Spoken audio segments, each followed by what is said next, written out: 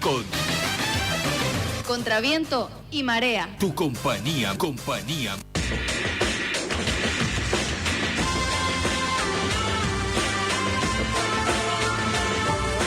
Continuamos aquí en Radio Oriental 96.1 en tu programa Contraviento y Marea, esta revista informativa y de opinión que se emite todos los días de lunes a viernes de 7 a 9 de la mañana. Nos puedes escuchar a través de la web www.radioyamba.com.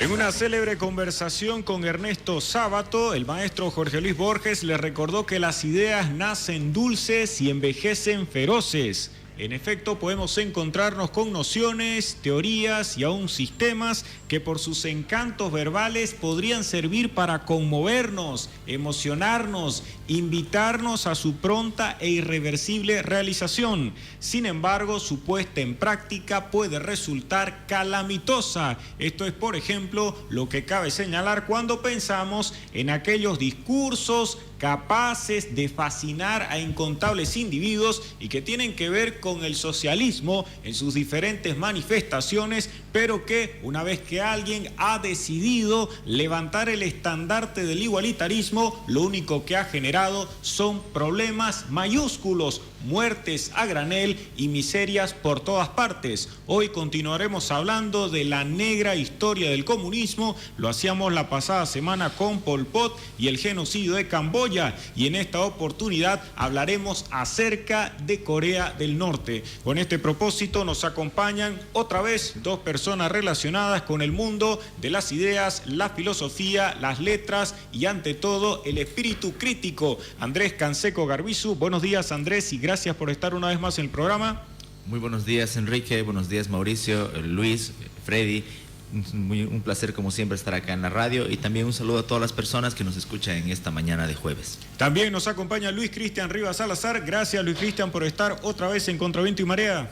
Gracias Enrique, gracias Mauricio, Freddy, Andrés. Un saludo para todas las personas que nos escuchan.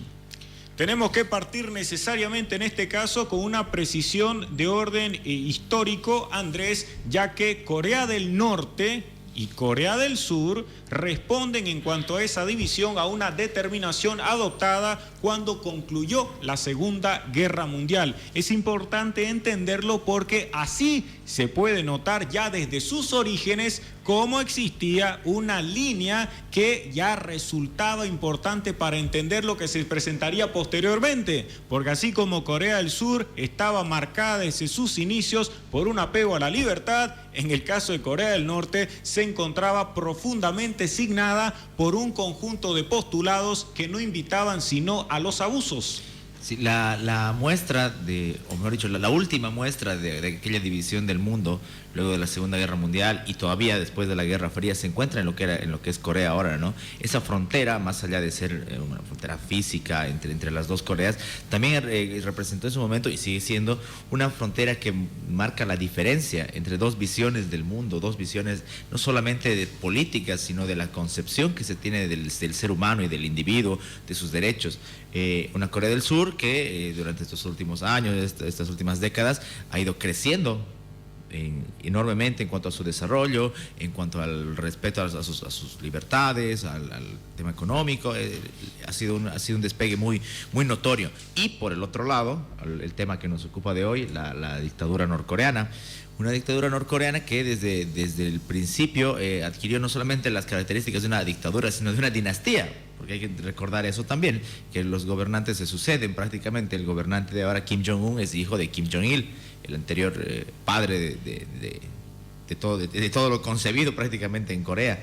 Entonces estas dos visiones contrapuestas completamente y muy tensas aparte, porque ese es otro de los temas, se encuentran en una lógica, en una dinámica de una constante tensión en el sentido de las invasiones, de la carrera armamentista y de la agresividad con la que particularmente se maneja en el tema de Corea del Norte. La otra muestra también que tenemos de estas diferencias entre estas dos Coreas es el carácter que tienen con respecto al mundo. En Corea del Sur uno puede encontrar fruto del comercio, fruto de las libertades, una apertura casi normal de un mundo de lo que representa la globalización. tanto con lo que es el comercio como con lo que es la información.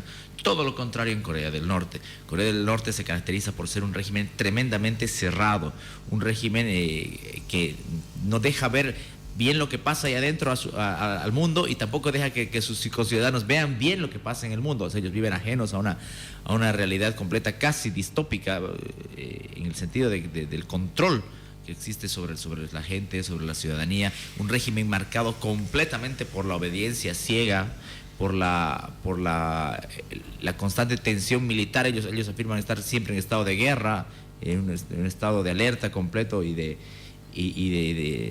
manifestaciones militares, ¿no? Si uno contempla sus mayores orgullos son sus desfiles militares, sus muestras balísticas, bueno, que están de moda ahora gracias al lunático de su presidente.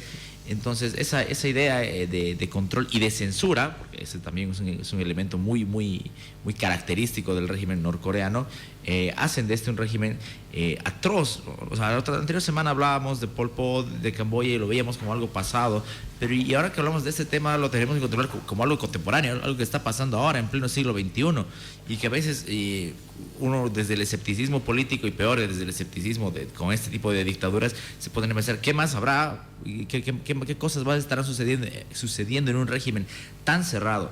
Imagínate que la idea de combinar ese profundo sentimiento de censura sobre los ciudadanos, sobre los hombres, con el tema de la excesiva propaganda y casi mitificación de los líderes, que son casi hombres, casi dioses en la tierra para el régimen, crea un elemento muy complicado, muy difícil de contrarrestar en la educación de los norcoreanos. Una educación basada eminentemente en el sometimiento, en la veneración. Es como si existiesen 300 orinocas en cada ciudad. O sea, la idea de que el líder lo ha hecho, el lugar donde estuvo el líder, y entonces como toda dictadura que se precia de permanecer en el tiempo, tiene que crear esta base mítica, esta base casi legendaria para su establecimiento del poder, del control y del abuso, ¿no? Y sobre todo para castigar la disidencia. Luis Cristian, este régimen comunista se instauró oficialmente el 9 de septiembre de 1948. Sin embargo, vale la pena subrayar que los abusos comenzaron antes y el apego ciertamente patológico al comunismo también tenía otros antecedentes. En 1919 se produjeron una serie de confrontaciones entre el Partido Comunista Coreano y el Partido Comunista Panruso, porque en esa época lo único que buscaban era el beneplácito de los rusos. Entonces, las primeras víctimas, y esto es bueno subrayarlo, de la dictadura comunista de Corea del Norte fueron los propios comunistas, lo cual, por cierto, no es una rareza, ya que en el mundo de la izquierda suelen ellos mismos sobresalir en el momento de defender sus posiciones a través de la violencia y no así por vías racionales. Evidentemente lo que tú nos mencionas es muy importante, estimado Enrique, porque nosotros debemos preguntarnos ¿por qué Corea del Norte es socialista y por qué Corea del Sur es capitalista? Entonces nos vamos a los orígenes de la historia que tú ya mencionabas y nos vamos a dar cuenta que en la primera década del siglo XX Corea estuvo invadida por Japón, por el imperio japonés, ¿no? Durante la Primera y la Segunda Guerra Corea pertenecía a este imperio y obviamente como todo imperio había abusos, etcétera. Y después de la Segunda Guerra Mundial y específicamente después de que estalla la bomba de Hiroshima en Japón y Nagasaki, Japón tiene que rendirse ante los aliados, tiene que rendirse ante las Naciones Unidas y evidentemente deja esta colonia, deja la colonia coreana, ¿no? En este momento es cuando los vencedores, Rusia, la Unión Soviética y Estados Unidos, se dividen Corea. La Corea del Norte se queda en manos de la Unión Soviética y Corea del Sur se queda en manos de los aliados de Estados Unidos, sobre todo, ¿no?, a la cabeza de las Naciones Unidas. En este momento, cuando Corea se divide, es que surge un líder. Este líder es Kim Il-sung. Kim Il-sung ha sido preparado en la Unión Soviética en la cuestión ideológica del comunismo, ¿no? Entonces era una persona funcional para la Unión Soviética, mientras Corea del Sur vivía un momento de dictadura provisional, ¿no?, que luego fue cambiada por la democracia, digamos, ¿no? En este momento es cuando surge otra guerra, que es la guerra de Corea. ¿Por qué? Porque el lado norte, el lado comunista, quería e invadió incluso el lado del sur de la Corea administrada por Estados Unidos. Luego Estados Unidos, a la cabeza de Truman y el clásico militar MacArthur, invaden otra vez Corea del Norte, y cuando ve esto China hace escapar a los norteamericanos. En este momento es cuando Estados Unidos bombardea Corea del Norte y se dice que existe casi 2 millones de muertos, ¿no?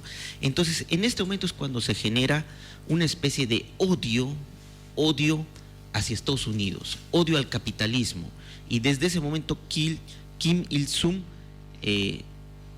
pone en la mentalidad coreana, en la mentalidad de los coreanos del norte, una especie de pensamiento de odio, porque ha habido 2 millones de personas que mueren en este momento, y en este momento es cuando surgen 3 castas en Corea del Norte: la casta y la clase social de los centrales, quienes han luchado contra los japoneses, quienes han luchado contra los norteamericanos. Luego viene la clase de los oscilantes, quienes son personas que han sido repatriadas, y la clase de los incorregibles, son personas que intentan escaparse. Y obviamente, como en Corea del Norte los delitos no son personales, los delitos incluyen a la familia, es decir, si yo intento escapar, si yo soy un disidente, no solamente me encarcelan a mí, sino encarcelan a toda mi familia. Incluso hay casos que dicen que hasta la tercera generación de incorregibles, ¿no? Una clase social que no tiene ningún privilegio, que son personas que viven en las cárceles prácticamente. Entonces, esa es la razón de por qué Corea del Norte es comunista y por qué Corea del Sur es capitalista. Y si ahora vemos, por ejemplo, en los mapas o en las fotografías espaciales, vamos a ver una Corea del Sur completamente iluminada en la noche y una Corea del Norte completamente en las penumbras. Ahora, Kim Il-sung es una persona que impone el socialismo en la Corea del Norte a partir de un programa que se llama Juche o Suche en 1955, donde se habla de una economía, como hemos hablado la anterior vez, camboyana, en una economía de la sustentabilidad, es decir, lo necesario para la sobrevivencia, ¿no? Además, impone una especie de gobierno militar. Se dice que Corea del Norte es el 4º país mundial en armamento, en poder militar, junto con la China, junto con la India y junto con Estados Unidos. Corea del Norte tiene un poder militar, y es paradójico porque se trata de un país pobre donde ha existido hambrunas. Por ejemplo, una de las grandes hambrunas ha sido la de 1995 al 98, que incluso su líder que en ese momento era el hijo de Kim Il-sung, Kim Jong-il, llamó la Marcha Penosa, ¿no? La Marcha Penosa, donde según datos de Corea del Norte habrían muerto casi 300,000 personas, pero según otros datos casi son 2 millones de personas que habrían muerto en esa hambruna penosa que llamaba el líder.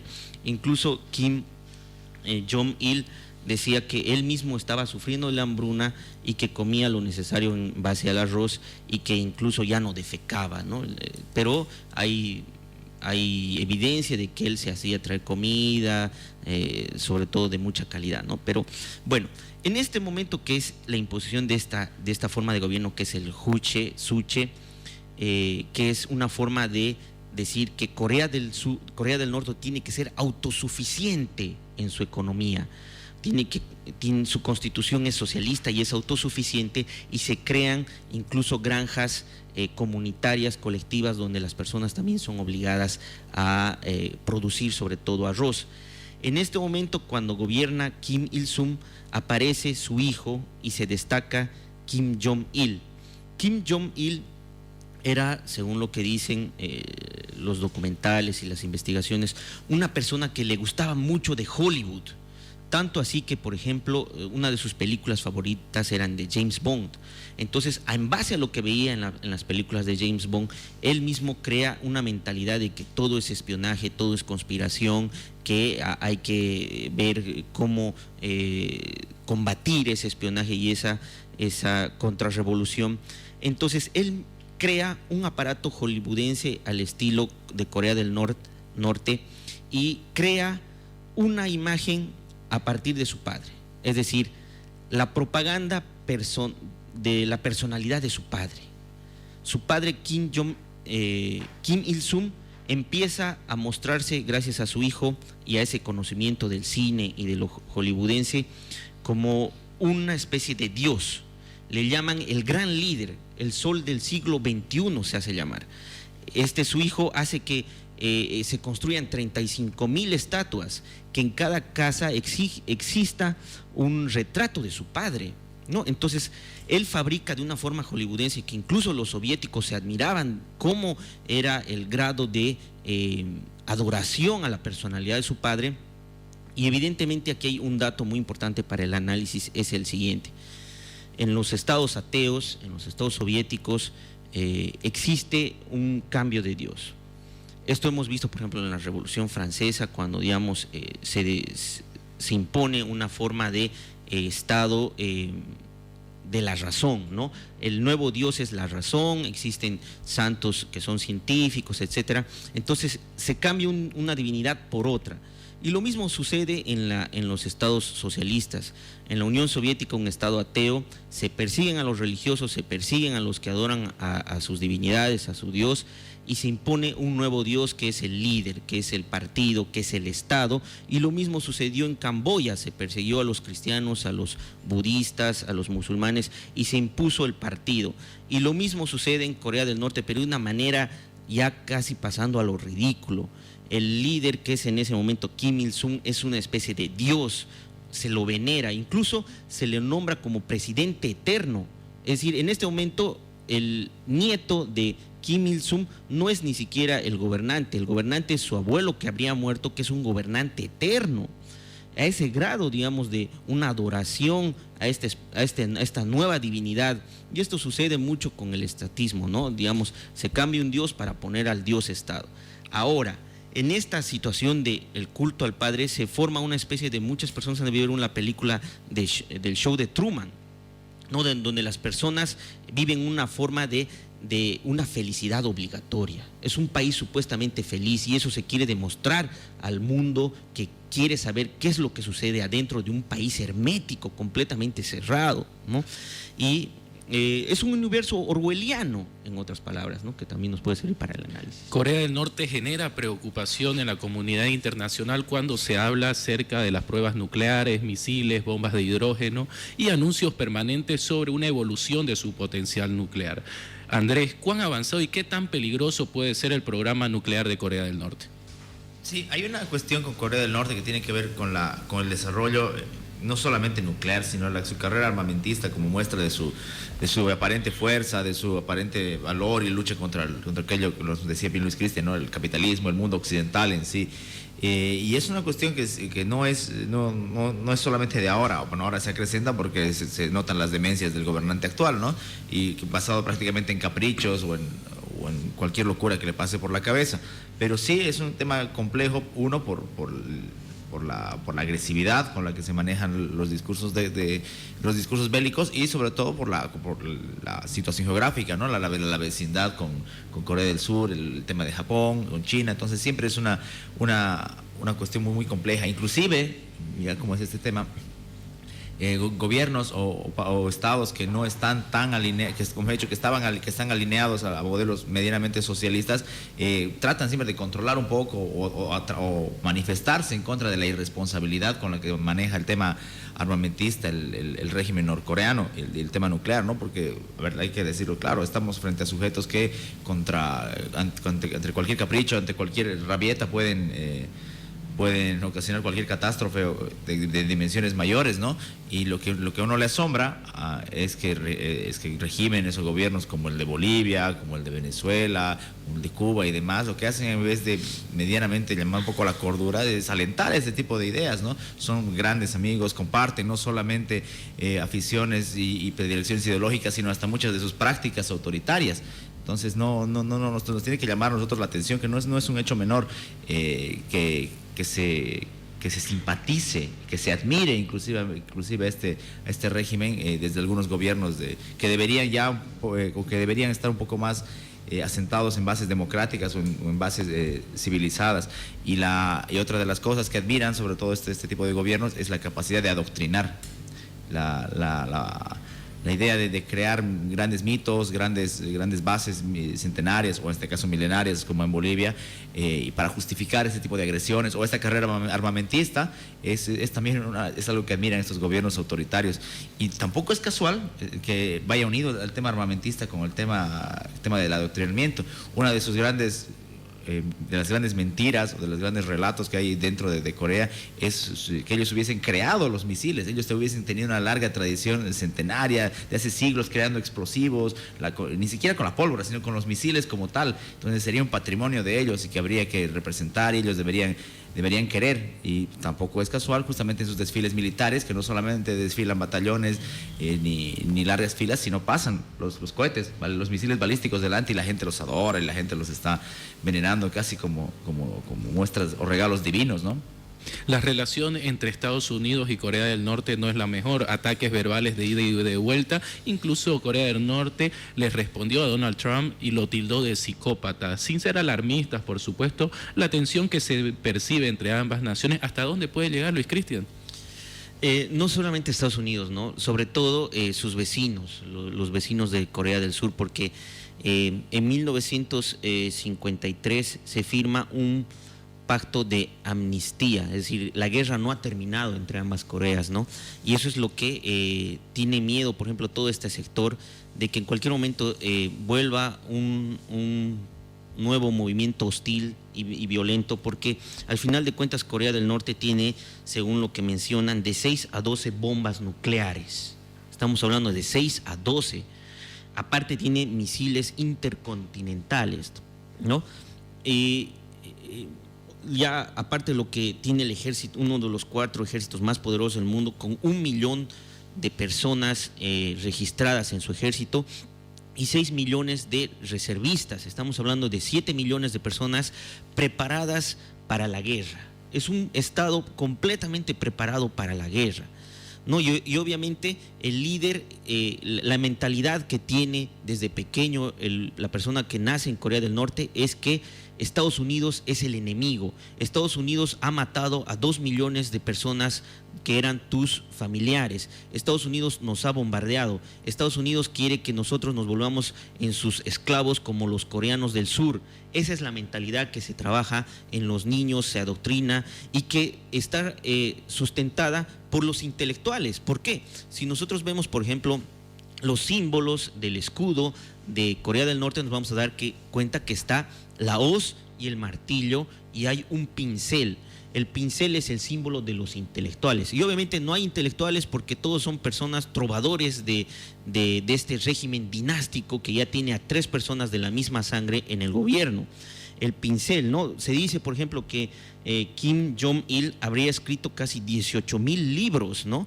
Bueno, si nosotros contamos eso, hacemos cálculos, se habría escrito un libro al día en 49 años, ¿no? Es ese tipo de forma son ese tipo de cosas que se trabajan en Corea del Norte. Y aparte, como en algún momento dije, hay una movilización de las masas. Se trata al Kim Il-sung como un dios. Y esto debemos analizarlo porque podemos hacer paralelos con lo que nos sucede en Bolivia, claro, en un grado mínimo, pero por ejemplo, las movilizaciones de las masas en Corea del Norte sirven para que exista una asistencia obligatoria en los actos públicos militares. Hay una asistencia obligatoria de las masas. Son llevadas obligatoriamente a asistir a estos actos. Cuando hay funerales de los líderes, a llorar. Son obligados a llorar, a visitar las tumbas, llorar en las tumbas. Hay incluso teatros dramáticos que hacen que estas personas lloren. Hay una asistencia obligatoria de las masas, movilización de las masas. ¿Por qué? Porque el líder tiene que recibir esa retroalimentación del apoyo popular. tiene que autosugestionarse este líder de que está al lado del pueblo, y el líder está al lado del pueblo y el pueblo está al lado del líder.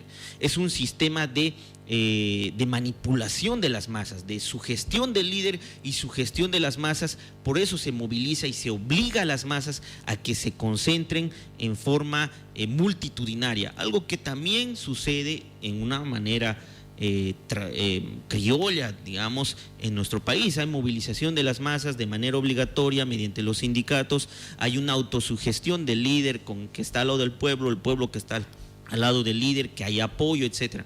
En Corea del Norte, por ejemplo, hay un festival que se llama Arirang, donde millones de personas, o digo miles de personas, son obligadas a hacer una especie de ballet con banderas, todo eso. Y aparte del festival de la demostración militar de todo el armamento que tiene Corea del Norte, ¿no? Evidentemente la hambruna, por ejemplo, lo que hablé, que sucedió lo que llaman la marcha penosa en 1995 y 1998, 95 no es gratuito, porque justamente es después de la caída de la Unión Soviética, ¿no? La Unión Soviética cae en 1991, entonces Corea del Norte ya no recibe el apoyo económico, ya no recibe el apoyo de alimentos de parte de la Unión Soviética, entonces entra en un periodo de hambruna. La UNICEF nos dice que muchas madres, un porcentaje muy alto de madres que tienen problemas alimenticios y que son muchas personas que mueren. Dice que el porcentaje es casi el 30% de niños mueren prematuramente y el 34% de mujeres tienen anemia. Estamos hablando de lugares donde hay hambruna, ¿no? Incluso se dice que el ejército ha bajado el nivel de estatura, que antes era de 1,50, es decir, un nivel muy, muy pequeño de personas, a 1,30 el tamaño, ¿no? 1,30 metros para el ejército, porque evidentemente se trata de personas que no están muy bien alimentadas. Cuando vemos documentales vemos carreteras de 5, de 6 vías que están completamente vacías. Los únicos que tienen vehículos, automóviles, son las personas del partido, y las otras personas se movilizan en bicicletas. Cuando tienen al lado, por ejemplo, a Corea del Sur, un país donde tiene dos grandes imperios automovilísticos como es Hyundai y Kia, ¿no? Y es preciso hacer la comparación, es muy importante hacer la comparación, porque tenemos a una Corea del Sur que se destaca por ser un tigre asiático, de ser una potencia mundial en tecnología, en innovación, etcétera, sobre todo en las cuestiones de sistemas, ingeniería de sistema, etcétera, ¿no?